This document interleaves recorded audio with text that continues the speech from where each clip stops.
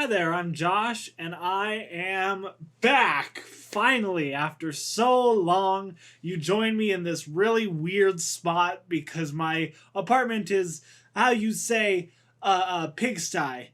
So you're looking at pretty much the most basic background that I have. Talk to me, I would absolutely love that. I love community. Now today we are taking a look at a legendary graphics card, the GTX 750 Ti, something that came out a very long time ago. Hey Siri, when did the GTX 750 Ti come out? The GTX 750 Ti came out in February of 2014. Oh, how time flies. I was a mere babe in arms when this happened, not even a glint of PC gaming in my eye. And yet here we are now with 4000 series graphics cards. The GTX 750 Ti, the EVGA one that I have here, has a base clock of 1020 MHz, a boost clock of 1085 MHz, a memory clock of 5400 MHz, 640 CUDA cores, is PCIe 3.0, has 2 gigs of GDDR5 memory, and surprisingly, it doesn't require an external power supply. So, the GTX 750 Ti these days is not doing fantastic, but still, I wanted to put it through its paces, so as always, let's hop into the benchmarks. Star Wars Outlaws at 768p of all things, at the lowest possible settings with FSR Ultra Performance enabled. We saw an average frame rate of 12, a 1% low of 8, and a 0.1% low of 8. So not a great showing from this graphics card in this game, and I think it is just an indicator that AAA 2024 titles aren't going to run on this thing. But just for fun, I'm also going to throw in Dragon's Dogma 2 at 720p with the lowest settings, and for some reason it was glitching out and wouldn't let me enable or disable FSR, so I don't know if it was on or off, but we got an unplayable frame rate anyways, so you can't play Dragon's Dogma 2, you can't play Star Wars Outlaws, pretty much any AAA title, Black Myth Wukong, other games like that came out this year, you're going to have a really hard time playing on the GTX 750 Ti, if you will be able to play it at all. But there is some good news on the opposite side of that. Everybody's favorite game that died super fast, Defiance at 720p with the lowest settings, ran with an average frame rate of 98 FPS, a 1% low of 57, and a 0.1% low of 41. So I was actually really surprised by this showing. I did not expect a game that came out this year, even though it's a lighter, more esporty title, to run as well as it did, and yet here we are with graphics that are still somewhat impressive. Now, not at these settings, but the fact that this game was able to run at all is a feat, and the fact that it was able to run so well is incredible. I don't know how they managed that. So good on ya. Nobody plays this game anymore, but, you know, it was worth throwing in the benchmark just to show you that games like this can still run if they are optimized well enough. But Defiance, big competitor that everybody said was going to be the killer.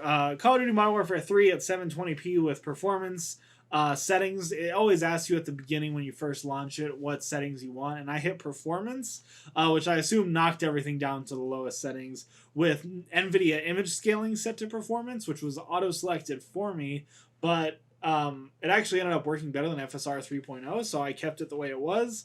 The average frame rate was 58 FPS with a 1% low of 42 and a 0.1% low of 28. So not a perfect showing. In some parts of the map, you're going to get closer to 45 on Rust, so bigger maps might struggle a little bit more.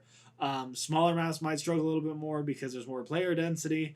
I don't know, but Rust did not run at a consistent 60 FPS, but I would almost call it playable because the frame dips weren't so jarring. They were a little bit more consistent depending on what part of the map you were on, but still, it's hard to give this game a pass because it did struggle to hit the 60 FPS threshold, which may be fine. If you put this game on like a 45 FPS cap and you're okay with 45 FPS, then maybe this game will run fine for you. And I think that with a 750 Ti, you can't really expect above 30. So if you wanted to do that, I think that you would be fine playing at 30 FPS on a 750 Ti. But trying to get 60 FPS was unachievable, and the frame dips did make that unplayable. Baldur's Gate 3 at 720p with the lowest settings ran with an average frame rate of 49 frames per second, a 1% low of 30, and a 0.1% low of 20. So there were some parts of this game that ran at 30 FPS, and there were some parts of this game that ran at 60. So if there was more players on screen, or non-player characters on screen, then you would have trouble rendering everything in on such a limited texture budget. And of course, the GTX 750 Ti just isn't a powerful card to begin with. But I'm sure that the memory does not help, and memory seems to be such a hot topic these days.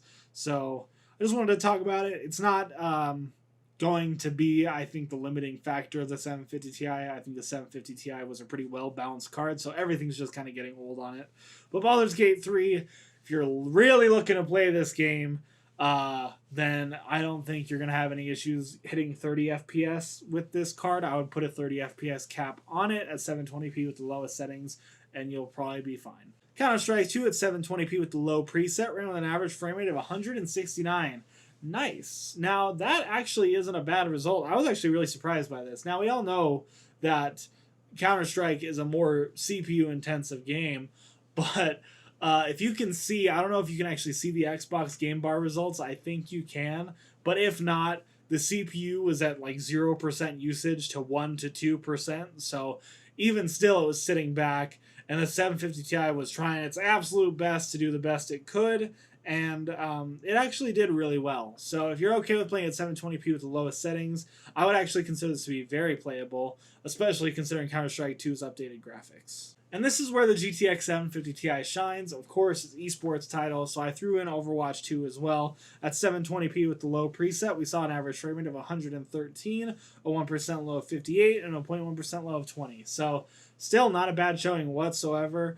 Overwatch 2 is older than Counter-Strike 2, so I was surprised that I got a lower average frame rate, but at the end of the day, both of those games were still absolutely very playable. And of course, you can't talk about the 750 Ti's value proposition without talking about older games, and a game like Skyrim Special Edition ran with an average frame rate of 57 FPS at 1080p with the medium preset, so no issues whatsoever playing older games. So if you have an old 750 Ti kicking around and you want to make like a retro gaming system or something like that, I think you're going to have no issues. The 750 Ti is still powerful enough for those kind of use cases if you're looking to play like Xbox 360 generation titles. But if you're looking to pick something up, there are iGPUs that are just as good, if not better, than this graphics card. So I would really recommend looking at something a little bit newer. But if you're still using this, let me know in the comments down below. I don't think it's a bad graphics card by any stretch of the imagination. I just think it's running long in the tooth. Thank you so much for watching this video. Now, before I go, I just want to say a few things. Obviously, I've been gone for a while. A lot of life has changed, and I apologize that I haven't been keeping up with this YouTube channel. This YouTube channel is my biggest passion, so I have a lot of ideas coming down the front. But in more recent news, the power supply that I bought for my test bench, which has a 5700 XT in it, by the way, or 5700X in it, by the way. I don't know if I mentioned that in the video, but it was in the benchmarks. The power supply popped, so I had to get a different one from a friend, and that was a hassle. And I had to find the Wi-Fi card today, and that was a hassle. And I had to find a new AM4 backplate, which was a hassle. So it was just a lot of hassle. But at the end of the day, it is worth it. I love doing this, and I hope that you continue to join me for the ride. Thank you so much for watching this video. If you liked it, like, subscribe, do what you usually do, and as always, buy yourself something nice.